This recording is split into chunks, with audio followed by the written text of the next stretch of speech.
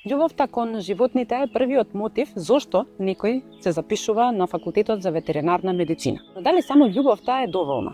Во ова видео ќе ве запознаеме со Ина и Теодора, млади студентки кои негуваат исклучително интересни и ретки интереси. Од змија стара 12 години до грабливки и екзотични птици, нивната страст не застанува само на мачки и кучиња. Тие сакаат да се посветат на милениците за кои кај нас речиси и да нема стручна нега. Самата љубов кон животните не е доволна. Мојата желба за да се запишам на овој факултет беше најпрвен да специјализирам во струка која што не е толку позната или практикувана, особено во наша држава, за да можам да се грижам за миленичињата кои што се мои, за кои што во моментот многу тешко можам да најдам ветеринарна нега. Тоа се на пример моите рептилии, моите змии. Љубовта кон животните од секогаш ми е имала. Генерално до мојата одлука да се запишам на факултетов, најголем придонес му давам на баба ми и на дедо ми. Јас сум пораснала кај нив, нивниот двор сме чувале различни животни, од птици, кучиња, мачки, и те постојано биле околу мене. Растејќи со нив, видов каква љубов може да им се пружи и тоа ме инспирира да продолжам да бидам гласот на некои не можат да зборуваат.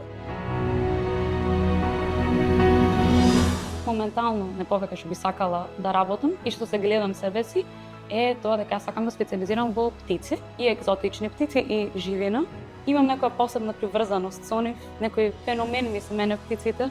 Кога станува збор за грабливи птици, имаме повеќе видови кои се загрозени и видови кои мигрираат кај нас и потоа мигрираат во други земји, како што се менува времето. Со змиите сум уште од рана возраст. Најстарата змија ми е сега 12 години. Ја чувам уште кога имав 10 и ми е многу драга, но во случај да се разболи, многу е тешко да најдам ветеринарна нега за неа. Тоа е мојот план и мојот гол за еднината, да специјализирам или во екзотика или во авиарна медицина и да работам со птици и рептили. Моето знаење доаѓа од мојот интерес кон врстите, мојата желба за едукација на граѓаните, желбата да се заштитат овие видови бидејќи се многу круцијални и многу битни за самиот екосистем. Особено кога доаѓа до контролата на популацијата на подарите. Тие се многу важни за фермерите, за луѓето кои што работат агрокултура, поради тоа што се многу подобар начин за контрола на популацијата него родентицидите, поради тоа што не штетат на никој друг вид. Годишно многу повеќе луѓе умираат од алергиски реакции на пчели него од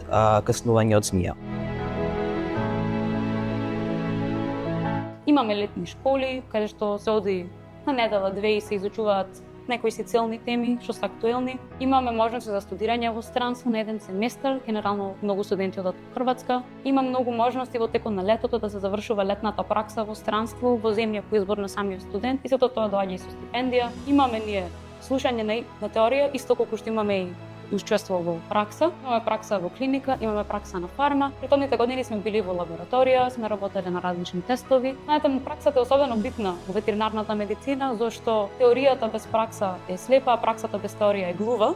Како порака за некој што размислува да се запиши на ветеринарна медицина, можам да речам дека љубовта кон животните не е доволна. Сите ги сакаме тука животните, сите тука имаме милениче, сите тука имаме приказна зашто ги сакаме животните, меѓутоа битно е да се сака да се учи.